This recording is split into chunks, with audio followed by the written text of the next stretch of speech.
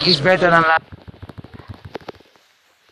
What just more reaction right now to the current state of play here in Mandalika. Sadly, we're not building up to, 5 minutes away from the race start as we'd hoped to do at this stage. It's been a pretty difficult weekend for the factory Suzuki team, with problems with rear grip for Juan Mir. Alex Rins climbing off his sickbed to get himself on that third row of the grid. Let's hear the thoughts of Suzuki X-Star boss Livio Suppo. Down with Simon. Yeah, for the recent MotoGP fans, Livio will be new, but Livio was around a lot of years before and has a lot of experience, seen a lot of things. Livio, can you tell us what the team is going through at the moment and how the weekend's been going until now? Well, in reality, there's nothing more we can do than wait and see what happened. Clearly, the track at the moment is not in a condition you can race. We are waiting information from the Premierte.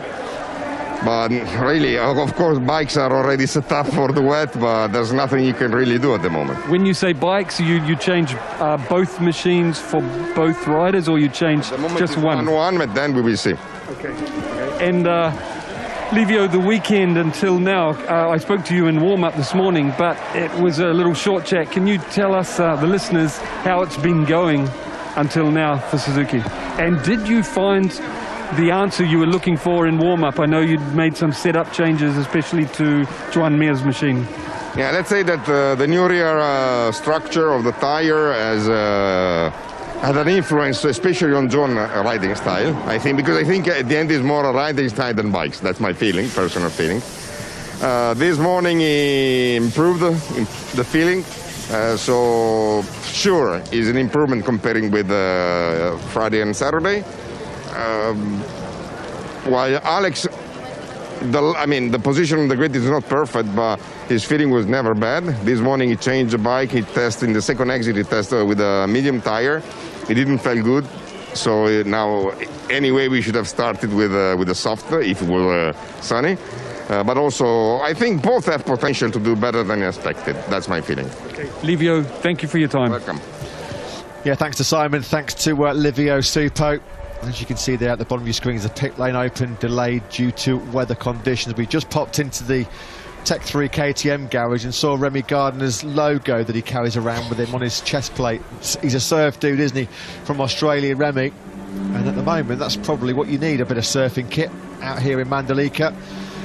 Ralph Hernandez, been a tough start, a bit of a baptism of fire, I guess you could say, in MotoGP. It was always going to be. The level in MotoGP now, so competitive, so tough, not just in terms of closeness from the machinery, but the closeness in the talent of the riders as well.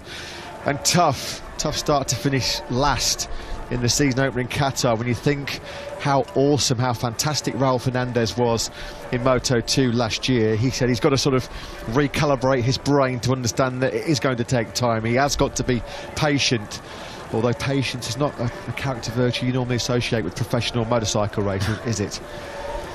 No, and the rookies specifically have got a bit of experience, not just this weekend, but generally in the wet conditions. We did have a bit of wet weather, as you can imagine, in the part of the world that they were testing at Sepang in the first pre-season test. We saw rain on the final afternoon of the 3-day test there, and the rookies, with the exception of Fabio Di Gianantonio, who was slightly unwell at that point, they all got some track time in the wet conditions, so they do have a level of experience in those conditions, which they'll be hoping to put to good use today. Well, what can we expect from the factory Aprilia team if we do get underway in these wet conditions? Of course, Aleix Espargaro, he starts pretty well up. Of course, he starts 10th. Maverick Vinales way down in 19th, but wet conditions could provide them with an opportunity. How does Massimo Rivola feel ahead of this Grand Prix? Simon's with him. Yeah, Massimo, I know you'll be focusing on the race today, you know, right in front of you, but what I wanted to ask and let the listeners know your thoughts while we have this delay on.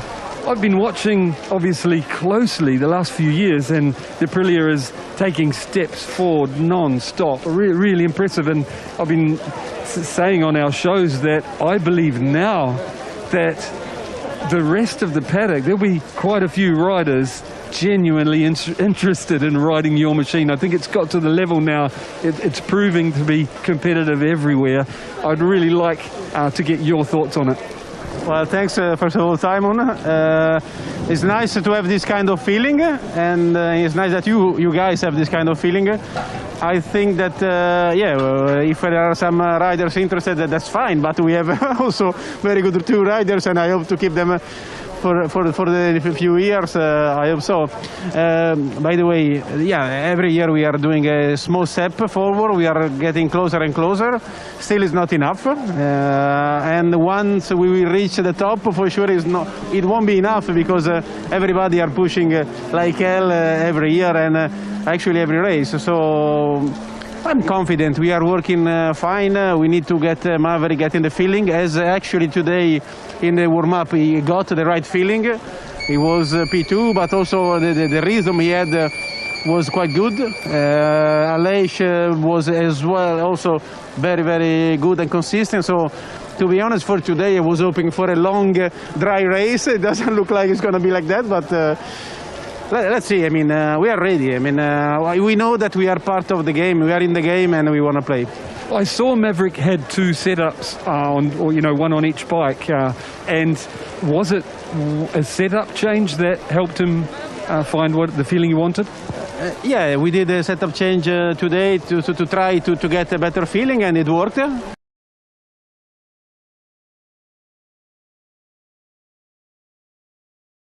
In a phase where we need to get this feeling before getting the best possible bike. First we need to get this feeling, and this morning it worked. So it's a bit of a pity that he cannot prove during the race that the changes were fine on a dry condition, but we'll see. At least we did a step for sure. Last question is, have you used this latest machine in the wet before? No, never. I don't think many of us did it, so well, if we manage to race at some point today, I think it's going to be very interesting. Massimo, thank you very much for your time. My pleasure. Yeah, we should actually congratulate Aleix Espargaro on the subject of Aprilia. Aleix Espargaro, if you've been following him on social media earlier this week, he sent out a bit of a call to arms to the Indonesian fans to try and get him over the 1 million Instagram followers mark. He promised to give away his helmet, almost to the point to throw it into the crowd if he made it. He started the week 60,000 followers away, and we're delighted to say that with a day or 2 to spare, Aleix Espargaro succeeded. The Indonesian fans tipped him over the 1 million followers mark. So should we get underway and should this race take place and Aleix Espargaro reach the finish of it, those fans could be lifting their hands ready to catch Aleix Espargaro's crash helmet in an hour or 2's time. Yeah, good job by Aleix Espargaro. And finally, after all the delays, we did eventually get the pit lane rubber duck. It was bound to happen, and finally Suzuki, they didn't let us down, did they? Well, those beaches have been beautiful, sun-drenched and sun-kissed all week so far. Unfortunately, just at the biggest moment of the weekend, right now we'd be thinking or hoping we'd be calling the 2nd or 3rd lap in the first Indonesian Grand Prix for 25 years. But at the moment, all we can do is look skywards and hope that at some point the rain will abate and we're going to be able to get a shortened 20-lap race underway. The pit lane, as we said, it has been delayed due to the weather conditions. The opening of pit lane, it was due to be open at 14:55. That was about 7 minutes ago, with an ideal delayed race start of 3:10 local time. And as you can see, that will not be currently happening. As soon as we have any further information about a potential race start, of course, you'll be the first ones to know. Fair play to the fans as well. They're sticking it out, they're persevering. I guess you could say in this part of the world they're used to this kind of torrential rain. I think I was told by the locals we're kind of at the back end of the rainy season, so we've been pretty unfortunate to have been stuck with this weather. Let's keep our fingers crossed, let's keep everything crossed, so that these fans who've waited such a long time to see the best in the world in MotoGP race here in Indonesia, that they get to see some track action. As we mentioned in the warm-up session, what a day it was 2 weeks ago. What a night it was for the Gresini Ducati team. This man taking an emotional first win since the tragic loss of the team boss Fausto Gresini, the team's first win in 16 years. A happy birthday to the team owner, the widow of Fausto Gresini, Nadia Padovani. Happy birthday to you. Jorge Martin starting from the front row of the grid. He starts in 2nd place. It's the first time he started from a front row where he's not been on pole position. Of course, he's talking us through his strategy, I think, for the race.